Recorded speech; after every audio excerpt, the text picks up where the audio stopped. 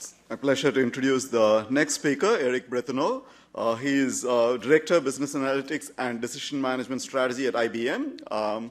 He was the VP of Corporate Development at SPSS before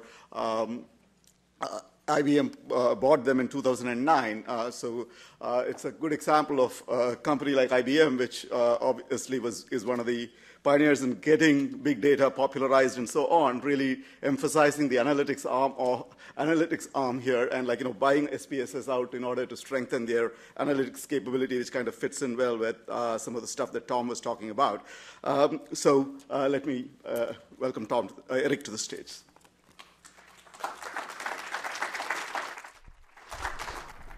Well, good afternoon. My name is Erick Brethenoux, as my accent does not indicate I live in Chicago. I deserve to live in Chicago after the winter we just had, actually. We do IT technology, so we concentrate on the technology that we talked about before. And I didn't make the transition between analytics, marketing, and more sexy. I stayed in IT. I stayed in analytics. So we are the room behind the boiler room. And I will emphasize the fact that plumbing is important, because if you don't pay attention to plumbing, the water that comes out of your toilet can go into your kitchen sink. Okay? So you don't want that to happen either. You want to make sure that things are connected in the right way so that you have the right capabilities. What I would like to talk about is a little bit about the technology, but also about the emotional aspect of what we are trying to do to modelize, to work on the analytics, to be able to provide the information that you need, the data that you need to make the decisions in marketing. But I'd like to start with a little story first, and I'll tell you the end of the story at the end. About 3 months ago, I'm sitting in a very comfortable armchair, and I'm having the time of my life. I look on my left, and I see that young lady looking at me. And at that moment, I never met her before. I never spoken to her. I don't know who she is, but I know exactly what she thinks when she looks at me. Exactly. I know what she thinks, who she thinks about. I also know at what moment she had that thought at the first time, and I share that exact thought with her at that moment. And I'll tell you why at the end of my pitch, so that you can stay around for the rest of the story. So, of course, technology evolves in a certain way, and we are able to look at the trends. And because we didn't get too much numbers from Google, I thought I would just make more numbers. And we see a lot of things happening around data, as we mentioned before. Data has always been a lot of data. There's never been really something with a small amount of data. There's already too much data coming at us. But the more, the better for the technology side. There's the fact also that people can adopt technology today in a much easier way than they used to before. That creates all kinds of disruptions in our marketplaces these days around cloud technology and so on. So the fact you can adopt technology faster is a good thing sometimes, and a lot of reasons sometimes also it creates a lot of disruptions. And finally, a lot of things that have changed is around engagement. For us, it's about being able not just to do the analysis, that's just a science project, but to apply the analytics to a business problem, like we mentioned before, which is absolutely essential to get the business value out of it. So that's why for us engagement is so important. I focus only on one last data item on that chart because it goes into something we talked about before as well. 5 minutes is the response time users expect once they have contacted a company via social media. I do not know to this day any organizations in the world that can do this. And that's why big data is not a big favorite thing either. I talk about fast data, because that's what we are facing today, fast data. When I call my bank and I have to press 1 for the next menu and then 2 and 3 and they want to get back to the previous one, I'm thinking, we talk a lot about these things, but we don't do much about them either, do we? So customer service takes a back seat. Engagement has to be there. So around those 3 very big trends, what we think are supported by important data, what we get as those 3 main parts of what Ginny Rometty, our CEO, has been talking about at the beginning of the year as being the mandate for IBM for the next 3 years. Data, cloud, engagement. That's what we're going after, and we have to build the technology and the analytics behind those as well. I won't bore you with the details below that also. What that has done for us is something pretty important on thinking now, how do we really respond to that fast data part? And what kind of power do we have to be able to access customers with that data as well? And what we have seen, and that's probably around the 3 points of data here, the first one is the most amazing to me. 90% of mobile users keep their devices within arm's reach 100% of the time. I use my cell phone for my alarm clock too. I use all kinds of applications on it as well. I do that all the time. I can reach you, so if you are one of these people keeping that telephone really close to you, I can reach you at any moment, at any time. And as I come back to, with great powers, come great responsibilities. We have to be very careful on how we use that very amazingly powerful tool as well. But that is actually a statistic that has been so important to us that a lot of the work we've done in the technology is to allow the technology to be fast enough to respond to almost anything you can imagine. And the edge cases, and I mentioned one of them, are getting really, really precise on how we can access people at the right time, at the right moment, on the right position, in the right geographical location as well. So we had to go back to basics. We said, okay, most of our customers care about one thing and one thing only. How do I empty my inventory the fastest way possible and convince people that they have to buy what I have in my inventory right now? What they want, what they care about, how they feel, I don't care. What I want is empty my inventories. With that kind of mentality, that was true about 20 years ago, today you go out of business in 5 years. Because people now have a megaphone to talk to others, to be able to say why what you did to them or you proposed to them, what you offered to them is not relevant. And we heard that this morning as well. So we looked at that new customer experience cycle, and I'll give you a small example on each of these steps on how, for me at least, it has been really failing all the way around. I realized the dream 2 years ago. I went to Tibet. I want to go to Lhasa, and I went to Tibet, and I need a backpack. So I'm like, I don't have a backpack at home. I need something rather sturdy. It's going to be there 3 weeks. I'm going to go all the way. I'm going to base camp as well. I need something sturdy. I have no idea what I'm... So I go online. I do the search like any of us do. And I rely on opinions like you and I, people I never met in my life, but more important, most of my family members, in order to buy that backpack.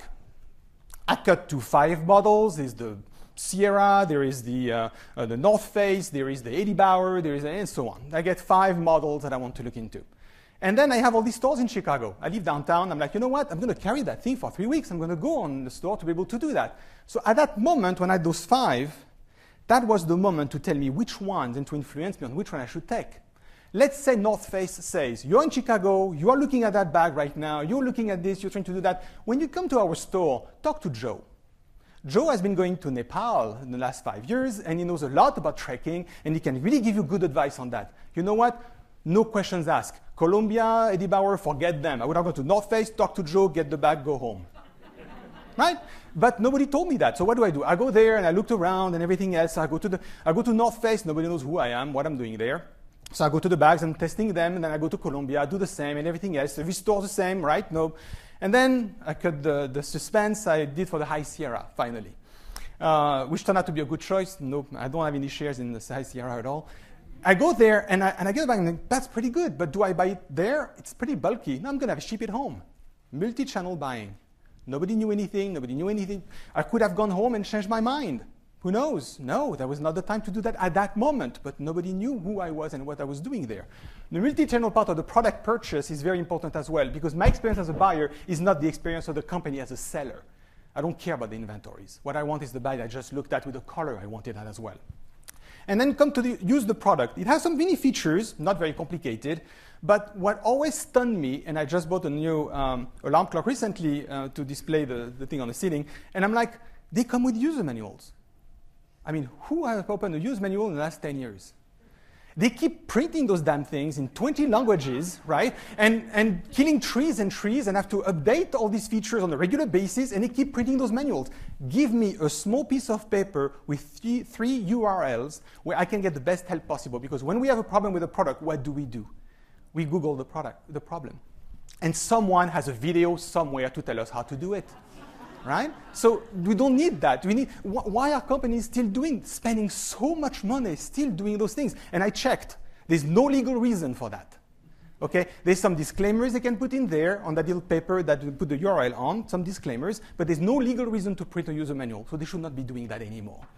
And then come the customer service, and I mentioned the dial 1, dial 2, and blah, blah, and so on. They don't care. It's the unique time. At that moment, they have a point of contact with me as a customer. And what do? They looked at that cost center and reduce all the way to the point of having us doing their job, not in a bad way also, because they cannot have in their menus everything we want.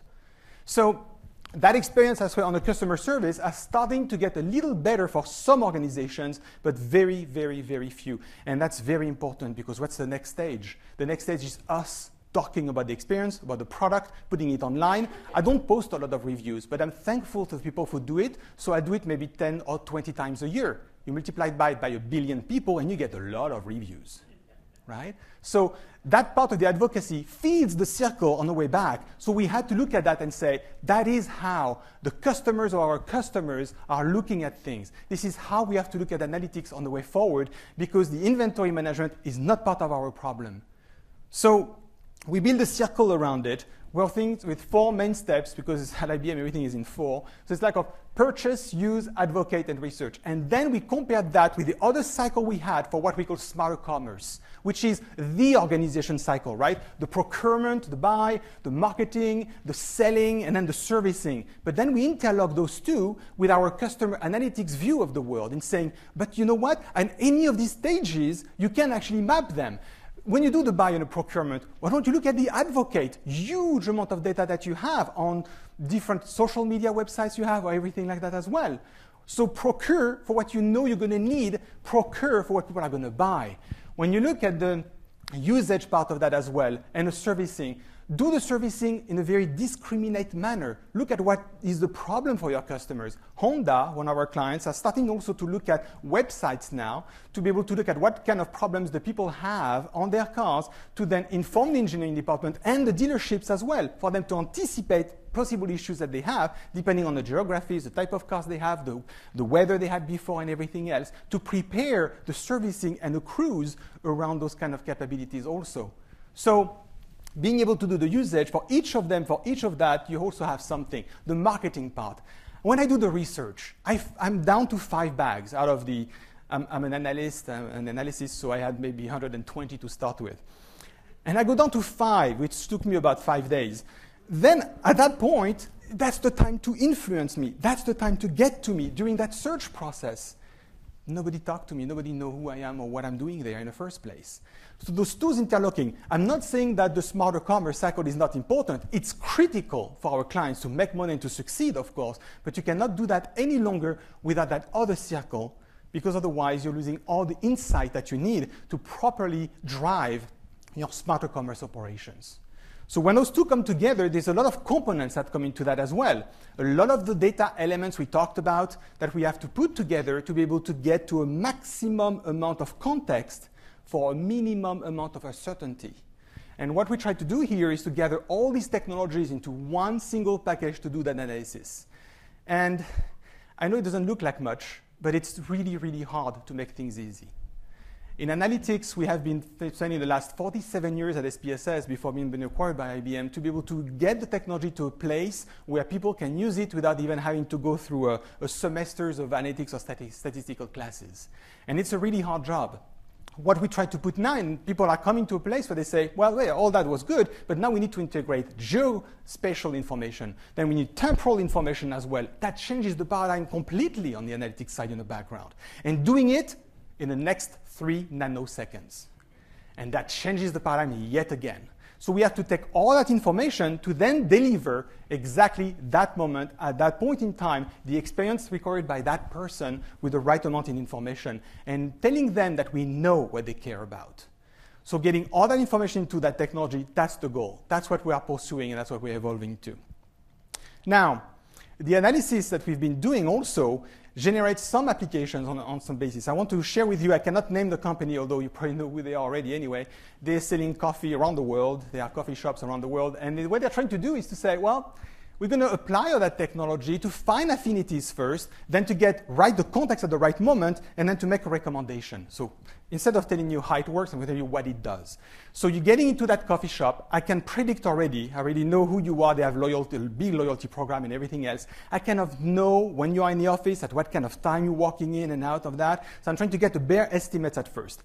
Then I need to capture you. I have geospatial information to capture you of when you're entering the store. Now, because of the time of the day, I know how many people might be in the queue as well. So how long is it going to take you to walk from the door to the cash register, right?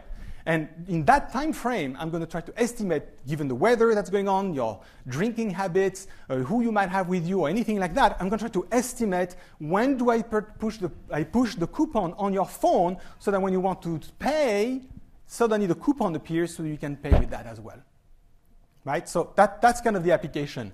Now, when I say that, because once I'm gone, once I'm past the cash register, it doesn't matter anymore. I can send you any coupons I want. I already paid. Who cares? right? So the timing has to be very perfect, very important. Now, what goes to make that happen, to give you that coupon at the right moment, is the most sexy chart of that presentation. Yeah, I know you liked it. The Big Bang Theory TV show has done a lot for us geeks. I'm telling you that much. So that's the how it works, but it doesn't really matter. What the answer is that most of the technology elements under the waterline is like the iceberg. It's humongous. To make things happen at the right moment, at the right time, while preserving your privacy, by the way, is also something that's very important for us to put together. But we have the technology elements to make that happen today. We can score someone with that kind of information I mentioned in about a little less than half a millisecond. So we can really make that happen with the right piece of information. Now, you need to have the right piece of information, of course, and you need to see if that's the right approach or not, but that's an important one as well. Now, as I said before, with all this power, there's something very important also to take into consideration, and we realize that privacy is not an issue. And I know that's not a very popular thinking, but it's not. What is an issue is actually how fast and how slow you respond to a great piece of information about someone. And the mistake many companies are doing is that they're doing it too fast. The creepiness factor is very important. I'm typing my email and suddenly I see these ads appearing. I'm like, whoa, who is looking at my mail as I type, right? I don't want that to happen to me. But the problem is that it's difficult to measure the interval of time because it's different for any of us. It's different on the circumstances. It's different on the product we're selling. It's different on all these different issues. But I think privacy, we're just saying that because it's fashionable, but what matters is creepiness. That's what matters. Because after that, of course, there's an ideal time. Like, it's not too soon, not too late, but at that time, at that moment you need it, here I give it to you. Wow, you know so much about me. Right? You care because you know about me. Look at that. You know exactly what I need at that moment, at that time. This is wonderful. You paid attention. You listened to me. So we go from, how the hell do you know this? From, wow, you guys really care. And it takes a fraction of a moment sometimes from one to the other. The line between these two is very small.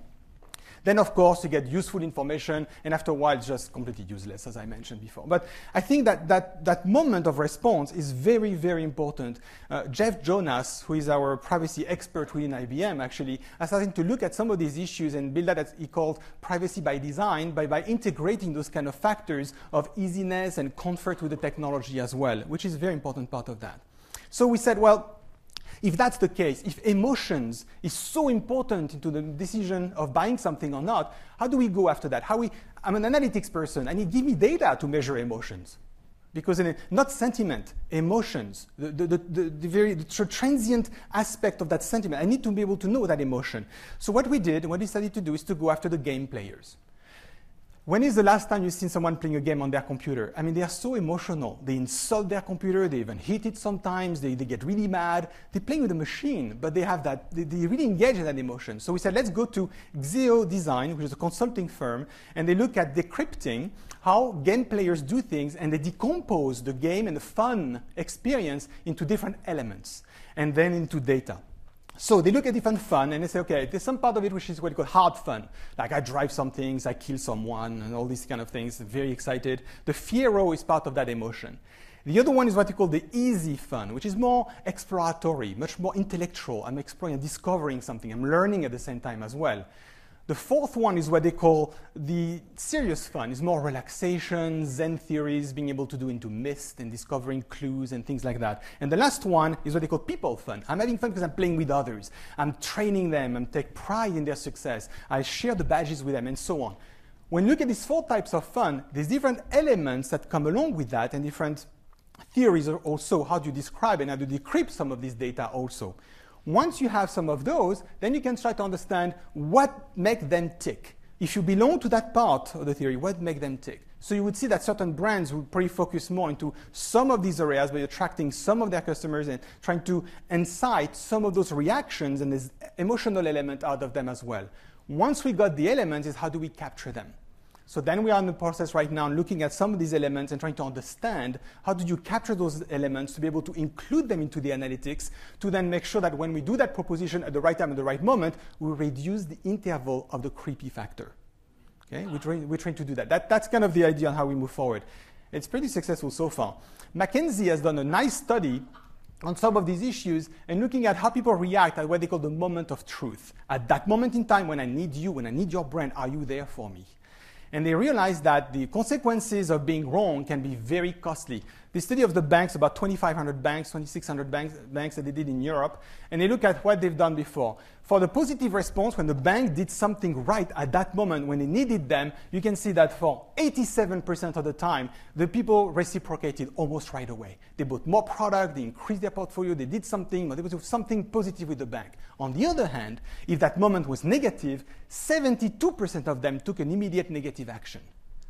And it's all based, it doesn't matter any marketing you've done before, nothing matters. What matters is that moment. What have you done at that moment for them? I'm not going to name the bank. When my credit card company, when I was in Chile, in the middle of nowhere, and told me that I could not pay the hotel with the credit card that I had in my pocket, I'm telling you that as soon as I get back to the US, that credit card was gone. I had to call their competitors who actually gave me the cash to be able to pay them. And so I'm with their competitors now much more than I used to be before. But that moment of truth is the moment where they need you. And it's highly also attached to that emotional aspect of the analytics that we have in the background. Those new people that we are seeing evolving as we move this forward have also shown us a new type of consumers, a new type of people that we didn't expect too much before. So we did, because we can, in IBM, we have all that big IBM research department as well, went back to our psychologists and say, what are those new people? What can we expect? How the sentiment or the emotions, have they changed? And they said, well, they give us those quotes that I think were fairly interesting to see that people really, in that postmodern world that we're living in today, they are a lot more audacious and risk-prone. They move, they create their companies by the time they are 20, 22, and by the time they are 30, they already failed twice and 3 times. That doesn't matter. They moved on anyway. So there's a lot of things going on the risk-prone part of that. They adjust constantly as well. They have to. It's one place to the other. Someone joked this morning, and I was about the fact that they are not on Facebook anymore because their parents are on Facebook. But it moves really quickly. My daughter doesn't have an email address anymore. If I want to talk to her, I have to go on Facebook, not anymore. She's on Twitter or something like that. She doesn't read her emails. And it goes on for very quickly in terms of like, how do I want to communicate with them? They don't understand that. And it's not for her also something like, yes, let me think back, let me step back and think about this. No, it's like, I want to have a blast now. In that moment, things are moving on fast and everything else. And it creates a new element that I think is fairly interesting in that domain. We used to have one-on-one. When we identified that person over there and we knew which one it was, let's say it's a customer, then becomes the 1-to-1.n problem. Now, in that moment, who are they? Are they really one of these people? Are they really something on the weekend, just being the chef? And you might think, but it's trivial. We already know that. Really? I mean, is that why Amazon keep recommending knitting books to me? Because I bought one of them for my grandmother 5 years ago at Christmas? No, it's like you have to look at the contextual issues of what's been going on. That shows me that they don't know. They don't have any contextual information on what I'm doing at that moment in time. I'm calling from home. I'm doing that from the office. There could be different reasons of why I'm doing that as well. And then, once we know who it is, when we have that part of it, then, and I'm sorry, but I'm a Star Trek fan too, but the new generation, we get into who plays with whom in that part of it, who gets together to be able to do this, and to be able to estimate who brings those people together and why, and why do they have a common interest. We have to get into what they call the resonance factor. Roger Waters was a great bass player and nice singer, and David Gilmour was a good guitarist, very good guitarist actually. Rick Wright was a good guy as well. Nick Mason was a decent drummer, but together they're Pink Floyd.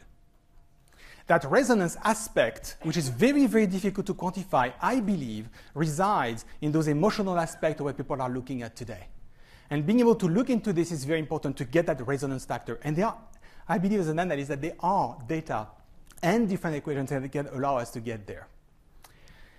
So about 3 months ago, I get an email out of nowhere that tells me it's the 20 years anniversary of Star Trek The Next Generation. For that, we're going to display in the local movie theater a special 2 episode with never seen scenes, almost 10 seconds of no seen scenes. No, I'm not kidding, almost 10 seconds.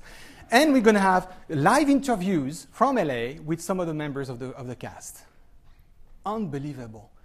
And so they send me that. I'm marking it on my calendar. I'm not traveling anywhere that day. I'm not doing anything else. I'm going there for sure. There's no problem there. They would have sold me this for $500. I would have paid the $500. I swear I would have. Now, of course, it's a ticket, so it was $12. Better. So I get there, and I sit down. I'm in a line waiting. One of the first ones, I have to shame to admit. But then after a while, you see there's almost 300 people behind me. And there is a young Japanese couple that are there, students. There is actually an old African-American lady with a grandson that's there, actually, and she came all the way from Denver for this. There is actually, and you look down the line, there's nothing that unifies us, nothing, except for the reason we're there and the reason why we would have paid that ticket so much. I sit down in the theater in that very comfy chair I mentioned at the beginning, and that young lady sitting with her boyfriend next to me is so kind to come with her because he had no interest in that thing whatsoever, for sure. And then at the moment, Captain Picard says something on screen. He talks about the flute. And we all know that's part of the Inner Light episode when he's talking to his ex-wife. So basic. And I know exactly, and it's like, and we never seen that scene before. Oh, that was the explanation behind it. I turn to her, she looks at me, and I know exactly what she's thinking. It's unbelievable. We have that connection. We have such an emotional connection together. And I'm like, wow. And I don't know who she is. I have no idea whatever. But we share something. I was in that room for about 4 hours. I shared the connection sometimes deeper than many members of my own family. I did. For just about 2 hours, right? That's the bridge you were talking about, Tom, I think. So there is something there that unifies us. There's something, that emotional aspect of things is absolutely critical for us to start to hatch on. I completely agree. And what Dimitri made us live through is that I cried. I'm sorry, I did. I mean, it's like, for me, it's like, it's so, I'm an expatriate too, so I can relate to this. But it's like, it really shows us how those things unify us. And many of us in this room, when he showed the video, had the same kind of emotion as well. So I really do believe that if we pay attention, we really can get CMO to go where no CMO had gone before. And thank you very much.